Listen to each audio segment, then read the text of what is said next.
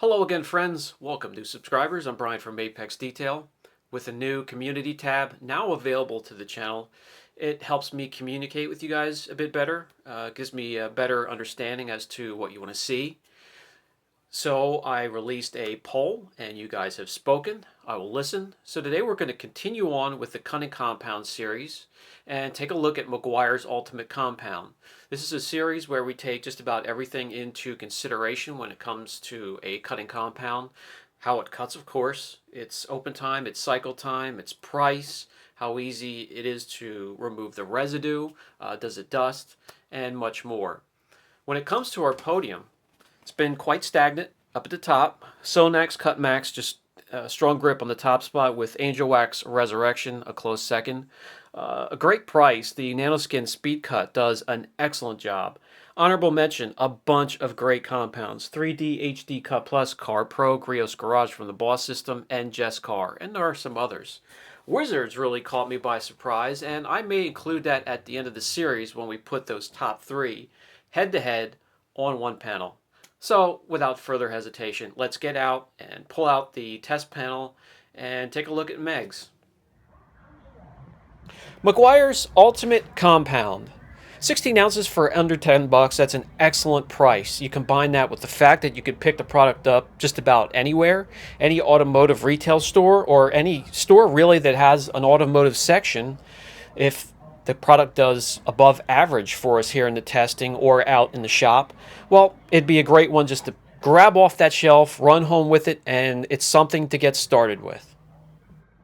As I always do, we're going to put a little bit of the product on a panel, spread it out, see if we could see those micro abrasives that the Ultimate Compound has.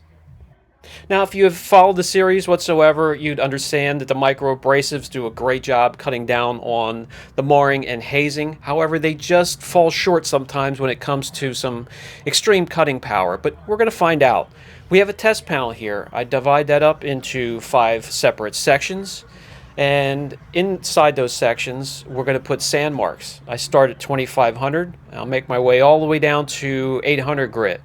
Now, the 800 grit is extreme. There are not a lot of compounds, especially in this series, that are formulated to remove that kind of damage, but it's really interesting and fun to see some of the compounds give it a good shot, a good attempt.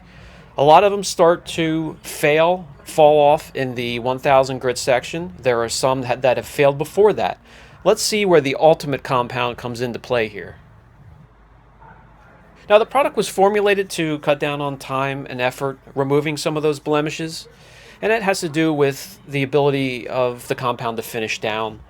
Now, that takes away from its cut a bit, so if you have to do another trip around the car or add an extra step, cutting down on the time and effort may be subjective, but we'll find out here. We'll see how it does in the test panel. I will also take it out into the shop if it does even above average here, because for that price, it'd be an excellent compound for you guys to get started on. Now, besides this one here, we still also have the Meguiar's D300 correction compound to test. Now, if they're popular and you guys enjoy these, I could put all 3 products on one test panel, put them head to head, and see which one comes out on top. I'll put out a poll for that, and we'll see how that goes. Let me wipe off the residue from the wet sanding. I'll remove the masking tape, and we're going to get going here. Give the product a good shake, get those micro abrasives mixed up in there. We're going to add 3 drops to our standard orange foam cutting pad. That's attached to a 3-inch polisher. We're going to keep everything the same throughout the whole process here. Some of my panels get a little tight, so I don't have room to use a rotary or a long throw polisher for the test. So we're just going to stick to the little 3-inch polisher. We're going to make one trip from the 2500 grit all the way down to the 800 grit section, and make a return trip. It's going to be 1 inch every 1 to 2 seconds, just like your movements, your arm movements in a correction. The only pressure I have applied on the polisher is a firm grip and a little bit of pressure from my thumb on top of the polisher. And we have the polisher itself set on mid-speed. The mid-speed setting for this polisher is 3. Now, speaking of the Meguiar's 3 compounds that will have tested after the next week or two, that would be interesting to see those 3 in the same panel. You have 2 with the super micro abrasives, and you have this one here with just the micro abrasives. The D300 meant for microfiber cutting pads. We're gonna have to work something out there, but we'll do something on a panel and see which one performs the best.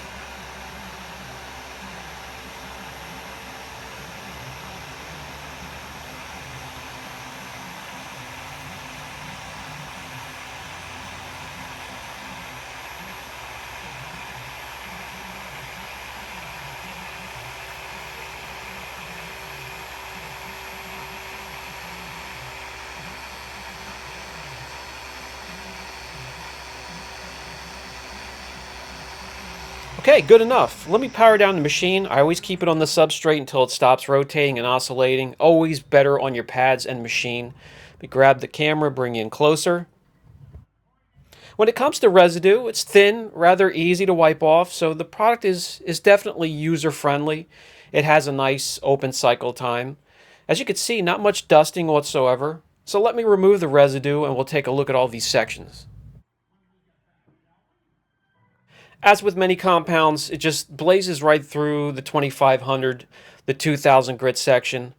When it comes to the 1500 grit section, there have been some compounds that have failed in that section.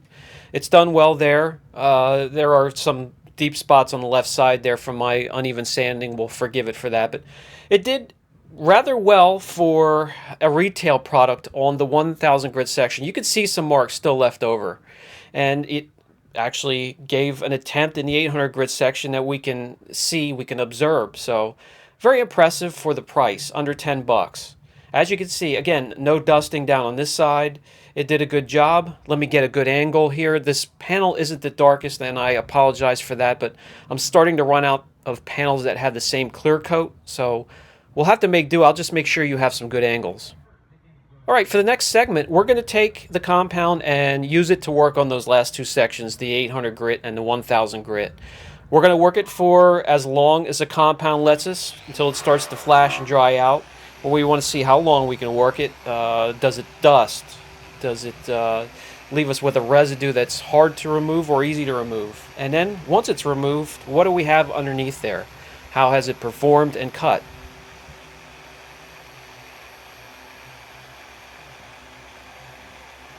Exact same arm speed, 1 inch every second or two, just like you'd be correcting. We have the machine on mid speed. That's the third speed setting on this polisher. I just have my thumb on top of the polisher again, applying the same pressure. This isn't a lab coat scientific test here.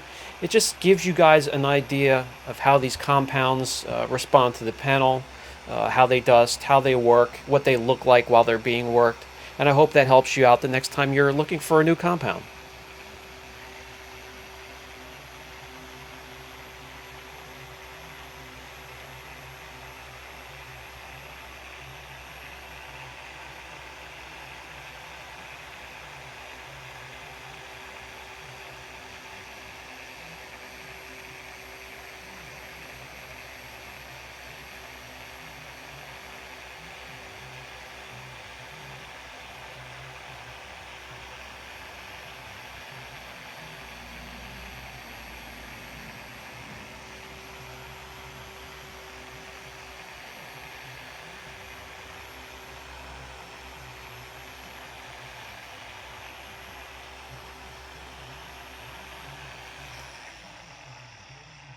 All right, that's going to do it. Give me a second, put the polisher down, grab the camera so I can bring you guys in close as usual.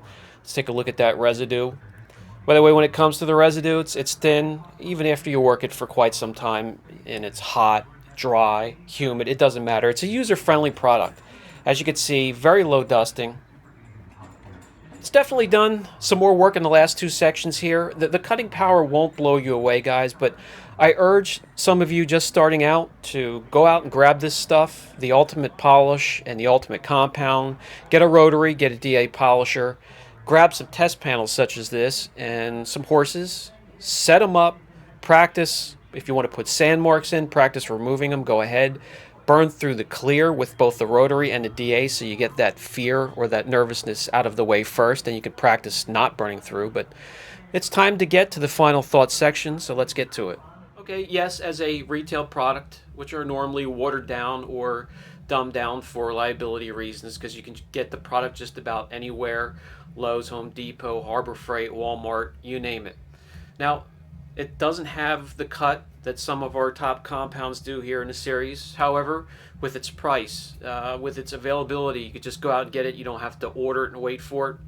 With its low dusting, with its long open or cycle time, and just user-friendly product all around, it can be recommended for somebody just getting into the industry, or a driveway detailer, or someone enthusiast taking care of their own car.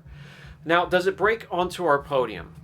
No, and it's going to stay stagnant with Sonax at the top spot and our honorable mention section intact as well. However, with the price of the product and its user-friendly capabilities, we're going to take a look at it some more. We'll do some real-world work with it for you guys just starting out, or if you want to take care of your own car in your driveway or in your garage as an enthusiast. I'll give you a couple examples as to how the product works. If you have any questions at all, don't hesitate. Brian from Apex Detail. Catch you in the next video.